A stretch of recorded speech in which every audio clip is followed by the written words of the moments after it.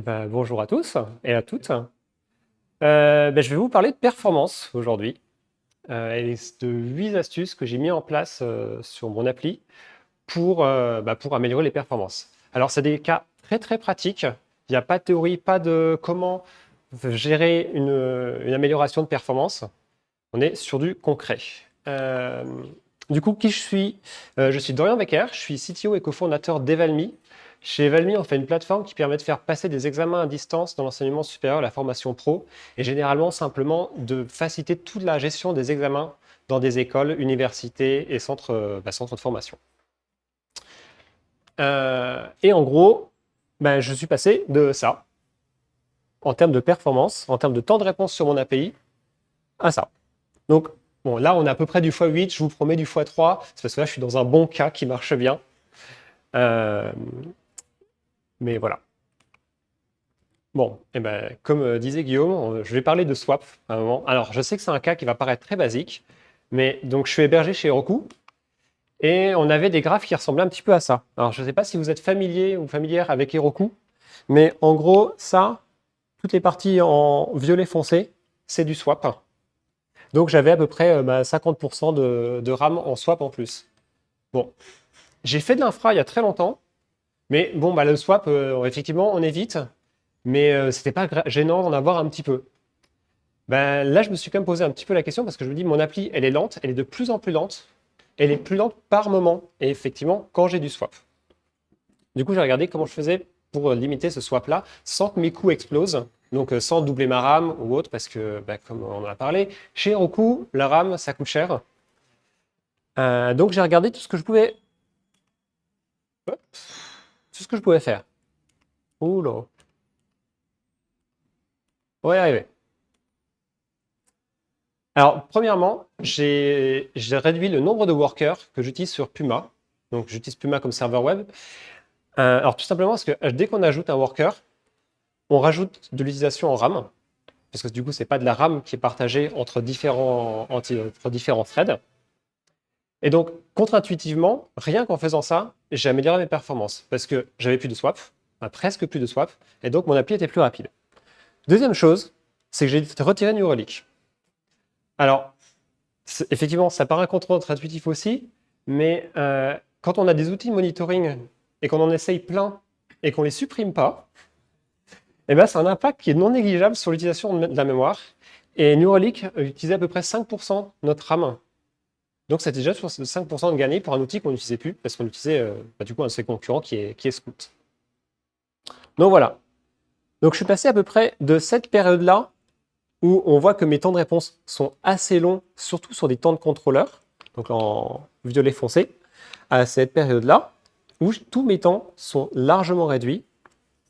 Donc c'est mes temps de réponse avec en jaune le nombre de requêtes par minute. Donc première étape, j'ai déjà fait un bon petit gain. Deuxième étape, j'ai une API, j'ai des serializers, et malheureusement, vu la structure de notre appli aujourd'hui, on retourne des grosses quantités de données dans ces serializers. C'est pas idéal, mais je dois faire avec. J'ai fait 2 gros gains en me déplaçant sur OJ, donc il y a un autre serializer en JSON. Donc là, j'ai gagné à peu près 10 à 15% en performance. Et j'ai retiré tous les liens que j'ai dans les serializers. Alors, je ne sais pas si vous utilisez le ATOS, qui consiste à mettre des liens vers des ressources ou des actions dans des serializers. En gros, ça permet de faire de l'autodécouvrabilité dans une API sur des actions. Et du coup, on n'a aucun lien qui est, par exemple, ou URL qui est mis dans le front-end. Mais ce qui faisait que je me retrouvais avec parfois des liens, une liste de liens comme ça sur certains objets. Donc là, je pense que j'en ai à peu près une vingtaine. Et donc, je me suis dit, qu'est-ce qui se passe si je supprime tous les liens? Et là, je me suis aperçu que mes performances explosaient. Donc, je me suis dit, trop bien, comment je fais pour régler ça? Parce que j'en ai besoin de mes liens. Tout simplement, quand j'ai des grosses collections d'objets, parfois je dois retourner plusieurs dizaines, voire une centaine d'objets, je ne génère plus ces liens-là. Et magiquement, je suis passé sur un endpoint où je dois envoyer énormément d'objets à 2 secondes 7 de temps de réponse, qui est quand même énorme, à quelque chose qui est déjà plus acceptable de 400 millisecondes. Alors, ce n'est pas quelque chose qui est appelé tous les jours, tout le temps, c'est sur un dashboard d'admin, mais ce n'est pas négligeable vu l'utilisation qu'on en a. Ensuite, on va parler de temps réel. Donc, c'est une application d'examen où les enseignants doivent pouvoir voir la progression de leurs étudiants en temps réel. C'est-à-dire qu'ils ont une simple liste des noms des étudiants qui passent l'examen. Ils ont le nombre de réponses en direct qui sont répondues par chacun et chacune. Bon, jusque-là, ça ne semble pas très impressionnant. Le problème, c'est que quand on arrive sur des examens, on a une trentaine de questions, 1 millier d'étudiants, et que ça se déroule dans 1 heure. Si on envoie en WebSocket ces informations mises à jour à chaque fois qu'un étudiant répond à une question, on se retrouve avec 30 000 mises à jour en 1 heure, 500 par minute, ça fait 8,3 je crois par seconde. Est-ce que ça a vraiment un intérêt? Non. Est-ce que ça surcharge le serveur? Oui. Est-ce que ça surcharge le front côté des utilisateurs? Oui. Et on se retrouvait donc sur ces éléments-là qui sont fun asynchrones avec des queues d'actions, des queues de jobs qui grandissaient et qui ne servaient à rien. Donc première action qui était faite, c'est de se dire que ces premiers étudiants-là, on se retrouve avec 4 jobs de mise à jour de son nombre de réponses en attente. On fait en sorte de ne plus avoir de duplicata. Donc, on refait en sorte de ne pas avoir aucune donnée dupliquée, aucun job en double, avec Sidekick Unique Job. C'est une petite gemme qui se configure très rapidement, qui permet donc d'éviter simplement d'avoir 2 jobs identiques. On peut également faire un petit peu de throttling, donc qui permet de ne pas exécuter plus de certain nombre de fois un job par minute. Alors, on a surtout travaillé sur cette première version-là, et ça nous a fait gagner énormément en termes de ressources sur cette partie-là. On a également un autre point qui est de repenser la façon dont on travaille ces informations-là. Aujourd'hui, ce n'est pas en prod, mais on a un prototype dessus. Ce qui est, au lieu de retourner l'information pour chaque étudiant, c'est de les retourner en batch. Alors nous, ça nous demandait de revoir vraiment complètement la façon dont on faisait remonter les informations. Mais clairement, c'est quelque chose qui nous permettrait encore de diviser par 10 l'impact en ressources. On ne l'a pas encore en prod. On le mettra, on travaillera dessus quand ce sera vraiment un besoin prioritaire de encore diviser par 10 l'impact de cette partie-là.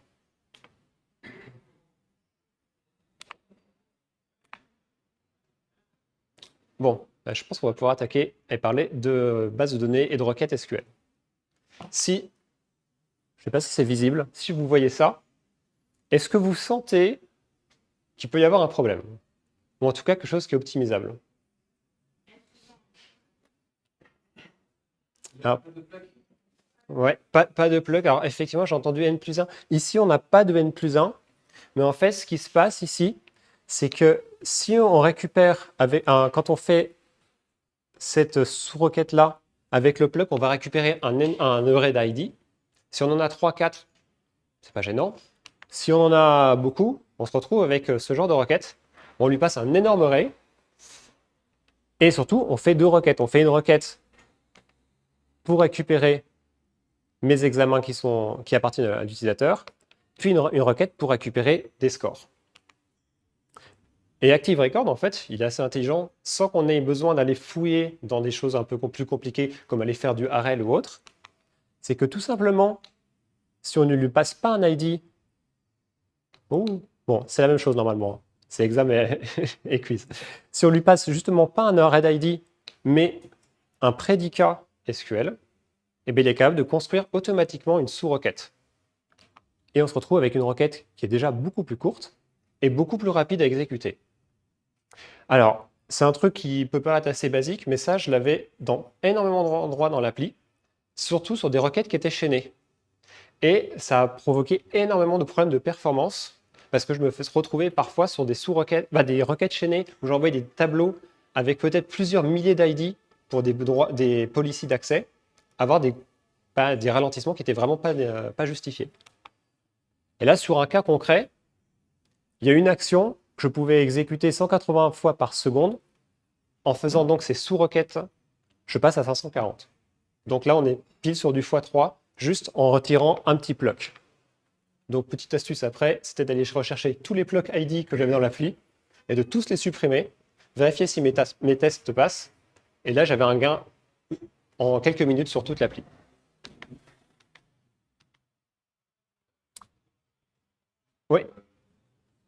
pas mauvais. Le qui est très bien à la fin, on va avoir que 2-3 gens. Le qui est mauvais en sous-requête. Tout à fait. Bon, ici, vous êtes tous des gens sous PG parce que vous avez raison. Mais si vous n'avez pas de bol et comme ça vous tombez sur Oracle ou SQL Server et que vous lui passez en argument des milliers d'IP, ben, en fait, au bout d'un moment, il m'en dit c'est pas les peines.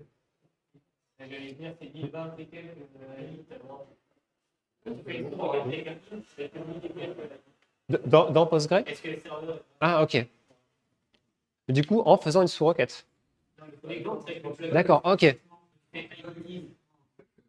Trop gros, peut-être juste ta requête, elle a trop de caractères ou tu as un paramètre avec trop d'IP dedans. Bah, en fait, il arrête, mais il ne te dit pas. Effectivement. C'est très sympa. Et évidemment, ça, on ne le voit pas dans les tests parce qu'on cherche, on fait jamais les tests avec 1000. Alors, effectivement, peut-être chez certains. Et bah, du coup, on va rester dans le domaine des bases de données. Chez nous, on utilise PG Search. Donc, pour ceux qui ne connaissent pas PG Search, ça permet de faire de la recherche full text du coup, dans une base Postgre. Ça utilise directement le moteur de Postgre. Ce n'est pas ultra performant comme ce qu'on peut avoir, par exemple, avec un... J'ai perdu le nom. Avec un Elasticsearch ou d'autres outils dans le même genre. Mais bon, ça fonctionne bien et on ne s'embête pas, ça s'installe en 10 minutes, etc. J'avais des requêtes complexes. La seule solution que j'avais pour les fusionner, c'était de faire des unions. Bon, je vais aller assez vite là-dessus. Ça marche très mal. Parce que c'est extrêmement lent. J'avais des requêtes d'admin sur mon dashboard d'admin. Quand elles étaient un petit peu complexes, j'arrivais à 30 secondes sur une requête. Ça, je ne peux pas me le permettre. De toute façon, je me fais taper sur les doigts par un utilisateur sur notre chat qui va nous dire « ça ne marche pas ». Et du coup, vu que j'ai réussi à faire correctement des subqueries juste avant, j'ai pu remplacer tous mes unions par des subqueries et des OR en faisant en sorte de ne pas avoir des problèmes qu'on peut avoir parfois avec des subqueries où on a des OR qui sont structurellement incompatibles. Je ne rentre pas trop dans le détail, mais dans certains cas, on ne peut pas faire un OR directement. Et là, le fait de tout passer avec des subqueries, je passe sur une certaine requête, là de 30 secondes à 0,5 secondes, sur une requête qui était assez complexe à la base. Donc, si vous avez du PG Search, évitez les unions. Ensuite, toujours dans le SQL, on va parler de vue SQL. Alors, avant de rentrer dans le détail de ce que c'est, je vous montre le cas du problème que j'avais. J'ai une vue avec des statistiques sur les questions qui sont répondues sur un examen. Et pour chaque question, je remonte le taux de réponse correct. Alors, à première vue, ça ne semble pas très sorcier. On se dit, on doit pouvoir gérer ça sans faire de n+1, etc. Sauf que, pour pouvoir faire ça, il faut boucler sur les questions et boucler sur chaque réponse pour savoir le nombre de réponses totales de chaque question et le nombre total de réponses correctes. Ce qui fait que, en fait, on est obligé d'avoir du n+1 par rapport au nombre de questions. C'est pas gênant quand on a 10 questions. On a forcément des enseignants qui vont commencer à faire des examens avec plus de 150 questions. Là, ça devient un problème. Et ça, en SQL, en tout cas en Ruby pur, soit on fait du n+1, soit on se met à charger tous les éléments et on traite les statistiques en Ruby. Bon, si vous avez 30 000 éléments à faire des statistiques et que vous voulez afficher ça en temps réel sans cache, c'est pas le mieux. Et surtout, la RAM, elle va pas être contente.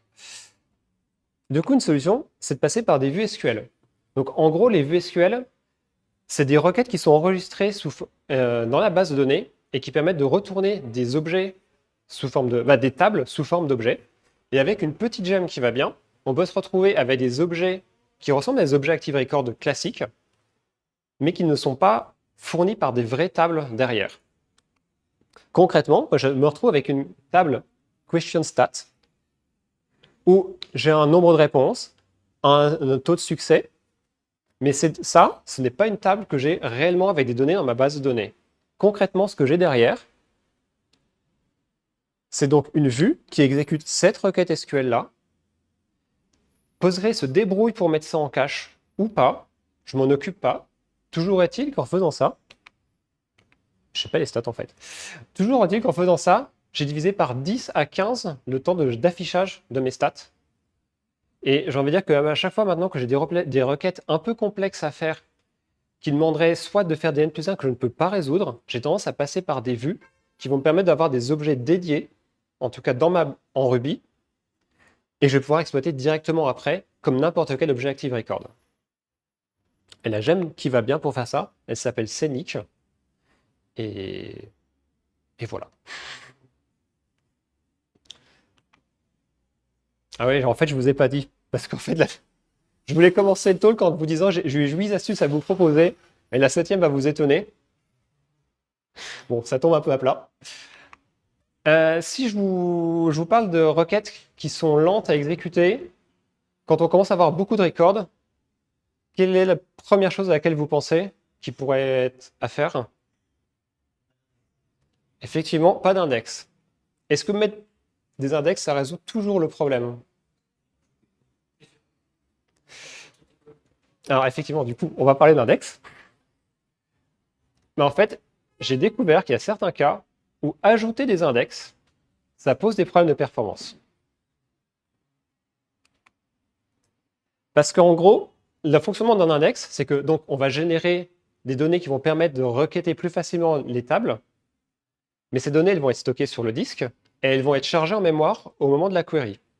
Problème, plus l'index est gros, plus il a de chances de prendre de la place en mémoire, donc en RAM. Et si on a des tables qui sont très grosses, on peut se retrouver avec des index qui sont vraiment très gros.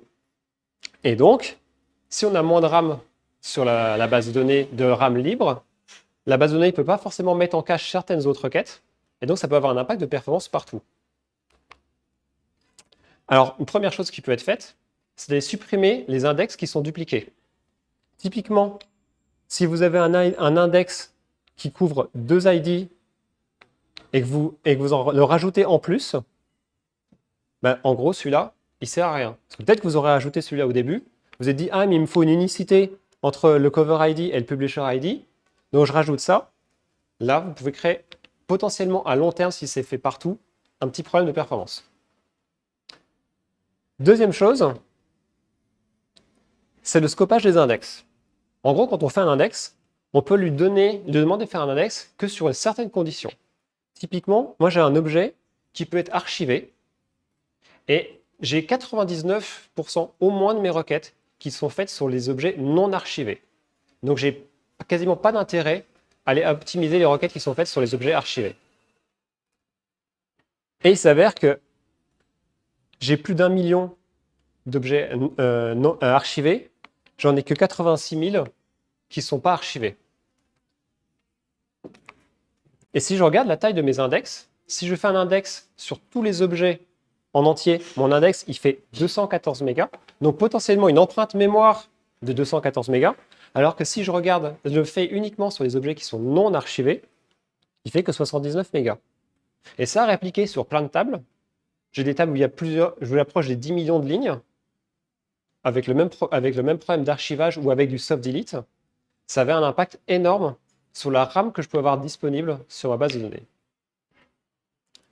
Alors, j'ai pas de chiffres, parce que c'est quelque chose que j'ai fait il y a 6 mois, mais je sais que j'ai eu un impact vraiment considérable de ce côté-là. Alors, autant sur la place qui était occupée sur le disque de ma base, que sur l'impact mémoire. Bon, le dernier, c'est un truc qui est un peu plus léger, c'est que si vous monitorez l'utilisation de la mémoire ou vos requêtes uniquement sur votre base de données, sur votre appli, alors peut-être avec un New Relic ou autre chose, vous allez regarder uniquement ce qui se passe sur l'appli. Et je me suis retrouvé à avoir des lenteurs qui arrivaient à certains moments, mais j'étais certain que ça ne venait pas de l'appli. Et du coup, j'ai commencé à instrumenter, ou en tout cas regarder l'instrumentation de la base de données à l'extérieur de l'appli. Donc en l'occurrence, on avait une base de données chez Heroku, et Heroku propose des outils directement dessus. Et je me suis aperçu que j'avais des requêtes qui ne venaient pas de mon appli sur la base de données qui posaient un problème. Des requêtes qui venaient à peu près 1 minute, tous les jours à minuit. Donc je suis allé fouiller un petit peu, et je me suis aperçu qu'on avait un outil de BI qui nous permet de faire des dashboards de suivi d'utilisateurs, d'utilisation, etc., qui faisait une requête tous les jours à minuit en récupérant le contenu de toute une table qui avait plus d'1 million de records. Donc, c'était très long. Postgre mettait en cache cette information-là. Ça utilisait de la mémoire. Et forcément, dans les 4-5 heures, au moins après cette requête-là, je retrouvais des lenteurs sur l'appli. Et toutes les requêtes étaient plus lentes. Et systématiquement, au bout d'une vingtaine d'heures, ça allait mieux. Et après, tous les soirs à minuit, ça revenait lent. Donc, on a pu dégager cette requête-là. Et du coup, si je ne regardais pas vraiment au niveau de la base de données, ça, je ne l'aurais jamais vu. Donc voilà, ça peut être un outil de BI, ça peut être un outil d'analytics ou autre. Donc voilà. Merci. J'espère que je ne vous ai pas trop bombardé de plein d'informations dans tous les sens. Si vous avez des questions, n'hésitez pas.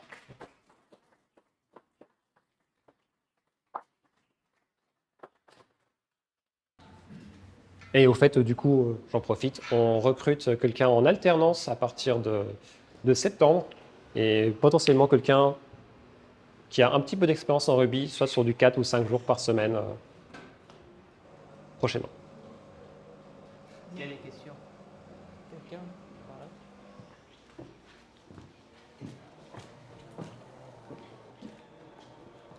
Tu as beaucoup parlé de performance SQL sur la lecture de beaucoup de données. Oui. Est-ce que tu as des cas aussi dans ton application où tu fais beaucoup d'écriture de record en même temps en fait? Est-ce que tu as eu de la performance à optimiser? Oui, j'ai eu beaucoup de problèmes de performance sur l'écriture, notamment avec des problèmes de lock qui se faisaient sur des tables qui faisaient des touches sur une autre. Alors ça, c'est des problèmes que j'ai réglés en mettant beaucoup de choses en asynchrone et en réfléchissant bien comment je faisais les requêtes. J'avais d'ailleurs donné un talk là-dessus il y a un peu plus de 2 ans, je crois. Mais ouais, j'ai eu des problèmes à régler de ce côté-là. Ok. Même en priorité.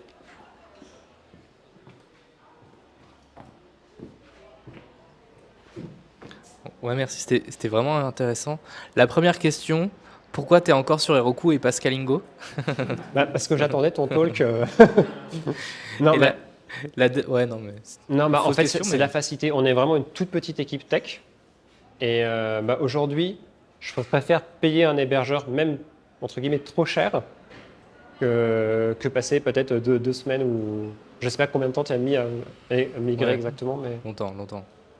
Et la deuxième question, si tu parlais des updates live, est-ce que tu utilises Turbo Stream, Turbo Broadcast? non. Je crois que ça permet de mettre à jour assez rapidement des vues. C'est assez chouette. En fait, là, on a une appli qui est avec un back-end complètement séparé du front, qui est en Vue.js, donc avec une single page app. Et donc, on a notre propre outil moteur pour envoyer des objets en WebSocket. Mais du coup, il faut envoyer les bons objets. Ouais. Et pas en trop grand nombre. Il y a d'autres questions?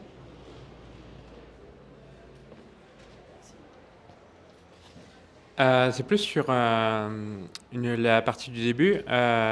Tu disais que tu avais viré Neuralink pour Scout. Est-ce que c'était par rapport aux performances? Comme quoi Scout était plus rapide que Neuralink, plus léger, ou Alors, pas? En fait, non, c'était plus induit par le fait qu'on avait Neuralink au tout début de l'appli. On a très vite utilisé Scout en parallèle. Parce que en fait, dès qu'on a un outil à tester, on teste un outil et on y va. Sauf qu'on n'a jamais viré Neuralink. Et on s'en servait pas. Et donc, c'est pas un choix de performance qui a fait utiliser Scout plutôt que Neuralink. C'est plus parce que l'outil nous convenait mieux. Ok. Et du coup, question indirecte, pas liée au talk, mais du coup, pourquoi Scout plutôt que Neuralink? Parce que je trouve beaucoup plus facilement mon information dans Scout que dans Neuralink. Ok. Alors après, Neuralink permettait d'avoir quelques informations en plus. Et après, il y avait le coût, qui n'était pas négligeable aussi, qui faisait une bonne différence. Et d'ailleurs, si je poursuis là-dessus, on est en train de voir si on ne peut pas remplacer une certaine utilisation de Scout par Sentry, qui a des outils d'analytics maintenant qui sont pas trop mal. Donc, je sais pas. C'est à voir. Ok. Merci. De rien.